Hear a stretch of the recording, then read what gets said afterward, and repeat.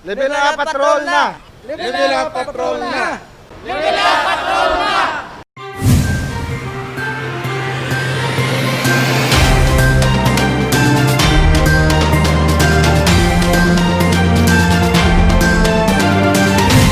Pila ka mga tribe choreographers nagpakigbahin sang ila eksperyensya sa pagpanghanda para sa Dinagyang Digital 2021. Disyembre pa lang sang nagligad nga tuig, nangin masako na ang nagkalain-lain nga mga tribo sa pag-ensayo para sa hiwaton nga Dinagyang Digital 2021. Ini nangin pinasahi nga paagi sa pagselebrar sang tuigan nga Dinagyang. Sa una nga kahigayunan, naghugpong ang mga tribo sa kada distrito agud magpasundayag sang ila talento.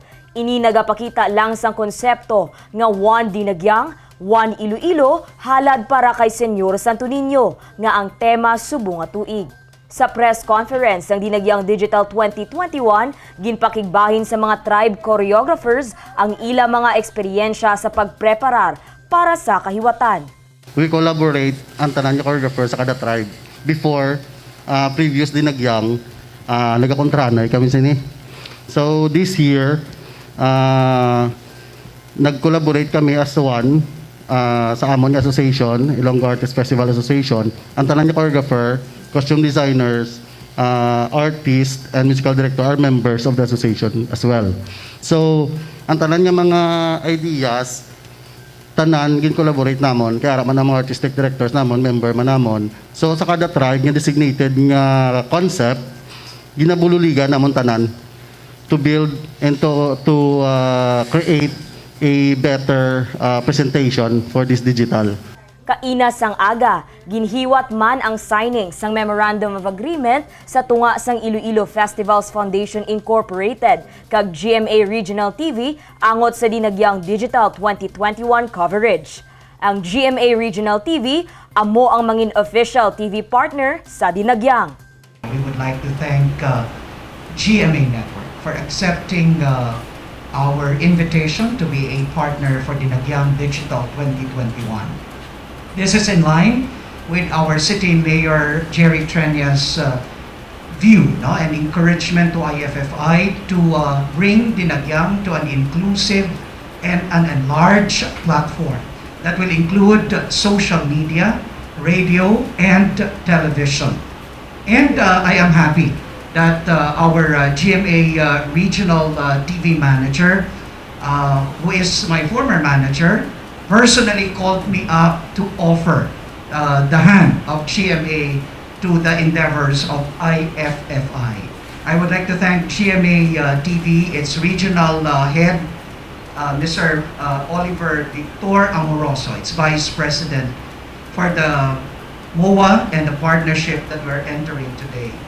In particular, I would like to thank CMO, the City Mayor's Office Media Team, headed by Ms. Raisa Trenias, for all the efforts in producing Dinagyang Digital 2021. And I would like to take this opportunity to thank all our media partners in radio, in print, and we are happy that now we have an official TV partner, GMA Network. And we thank all our sponsors because we need a lot of funds to bankroll this endeavor. First of all, I would like to thank the Iloilo Festivals Foundation Incorporated. The Iloilo Festivals Foundation Incorporated is composed of individuals. They are private persons, and yet they have sacrificed and dedicated part of their time to make sure that Dinagyang Festival would be a resounding success last year and would continue even in spite of and despite of this pandemic. Second, I would like to thank GMA Network, GMA Regional TV, and my good friend, Attorney Blas Viterbo, who made this also possible. I have worked with Attorney Blas in several endeavors, and this is one where we allow Iloilo's Dinagyang to be shown all over the region in spite of and despite of this pandemic. Ginkalipay man sang GMA Regional TV ang mangin kabahin sang kahiwatan. Echoing the statement of our Vice President, GMA Network, GMA Regional TV are very proud to be a part of this endeavor. Dinagyang is Iloilo's pride. We cannot afford that people will forget about how happy we are in celebrating it every year. So with this activity prepared by IFI and supported by our dear Mayor, I know Ilonggos and people of Western Visayas will be happy to celebrate this activity, annual activity, despite the problems we're in right now.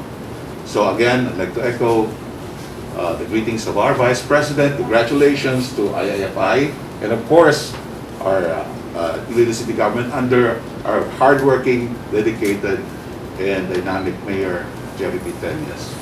Congratulations and Bato Iloilo, kaya tani.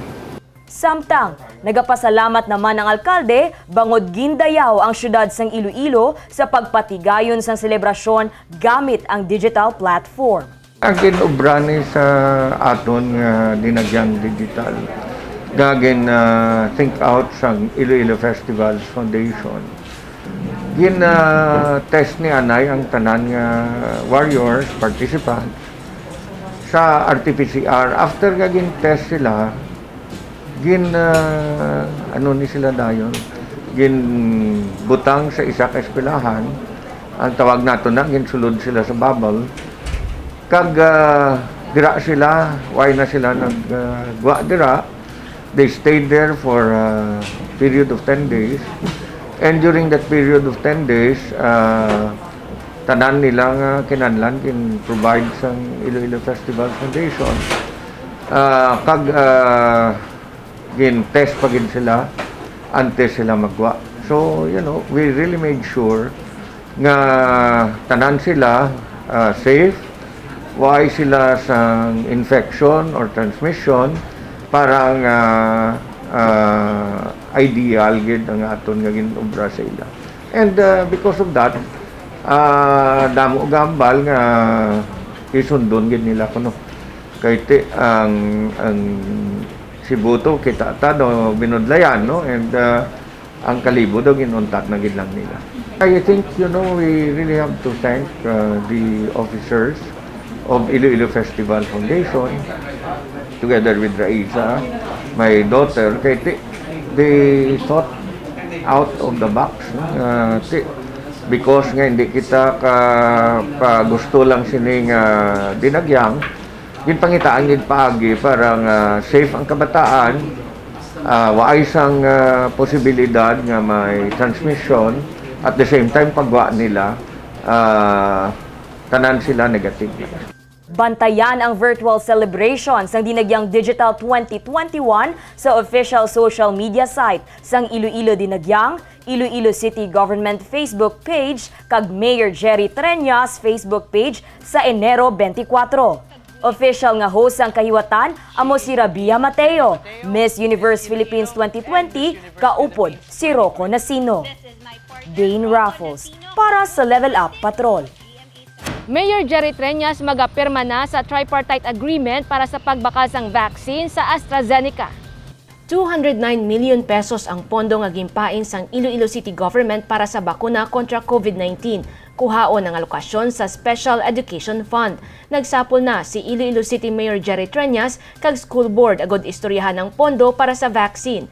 Buwas na tala na ang digital signing sa tripartite agreement. Upod si Mayor Treñas, Interagency Task Force kag London-based company nga AstraZeneca. Ini matapos may go signal na sa Department of Health ang pagbakal sang vaccine sang local government unit sa AstraZeneca. Ang ilamatag sa aton initially is 50,000. Hopefully madugangan na. But may schedule man ako as chairman of the Committee on Procurement, Vaccine Procurement of the League of Cities. May schedule ako sa Pfizer, sa Novavax, sa Moderna, sa Gamaleya, kag sa Sinopharm. Buwas nga adlaw man mahibaluan kung saan magaabot ang vaccine kag saan man magasugod ang vaccination sa Iloilo City. Magluwas sa AstraZeneca, magapakig-angot man ang alkalde sa iban pa nga mga pharmaceutical companies. Madepende na sa Pfizer, sa iban pa gid nga mga pharmaceutical companies. Base makakuha pa gid kita dito sa ilo. Nahibaluan isa ang Iloilo City sa mga una nga local government unit sa pungsod nga nagpabutyag nga mag-allocate sang pondo para sa bakuna. Sang nagligad nga tuig pa nagsugod ang pagpangita sang pondo sang Iloilo City para sa vaccine. Masobra 1,000 ka mga wild fish ang duga nga ginpangbuyan sa Iloilo River. Kikiro, managat, lapu-lapu kag sagisi. Ini ang mga isda nga duga nga ginpangbuyan sa Iloilo River kahapon. Masobra 1,000 ka mga wild fish ang gindala sa Iloilo City halin pa sa probinsya sang Aklan. 786 diri ang managat, 168 ang lapu-lapu, 125 ang kikiro kag 90 ang sagisi. Para kay Adonis nga amo ang nag-deliver sa mga isda, maayo ang Iloilo River para sa mga wild fish. Ang bintaha lang bisang wild kay madali sa maka-adapt sang tubig sa subang nga ginabuyan siya tapos matibay gid siya. Amo na kinalain niya sa Cherokee sa wild. Tapos ang iya growth madasig sa magtubo nga madasig sa magpagita pagkaon niya. Makabig first class ang mga isda kasubong sang managat kag lapu-lapu.